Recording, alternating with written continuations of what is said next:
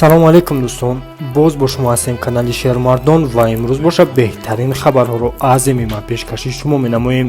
пеш аз оне ки видеороликро оғоз намоем, дар канали мо обуна шавед, дар видео лайк монед ва мо боша оғоз мекунем. Рафтем. ҳарифи варзишгари тоҷик Муин Ғафуров муайян шуд. Муин Ғафуров рекорда 16-3 дар мусобиқаи UAE Warriors иштирок хоҳад кард. ҳарифи ӯ намояндаи кишвари Коста-Рика Уолтер Замора ки рекордаш 11-3 аст мебошад. мусобиқа 15 январ дар шаҳри Абу-Даби Ама баргузор хоҳад шуд.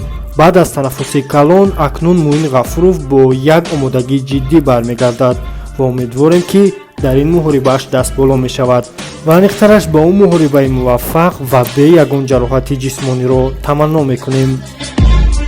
ба мавсими нави лигаи PFL дар яке аз беҳтарин толорҳои варзишии Амрико Sanford MMA омодагӣ мебинад. инчунин дар ин толор ҷанговарони UFC Майкл Чендлер ва Гилберт Бернс тамрин мекунанд. толори Sanford MMA дар Флорида ҷойгир аст ки тақрибан дар он 40 варзишгари касбӣ тамрин мекунанд. ҳоло рақиби расмии Лоиқ Раҷабов низ муайян нашудааст ва мо бесаброна рақиби ӯро интизор хоҳем шуд.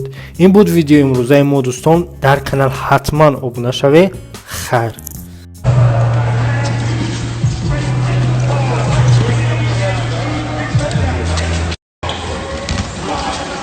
Nice.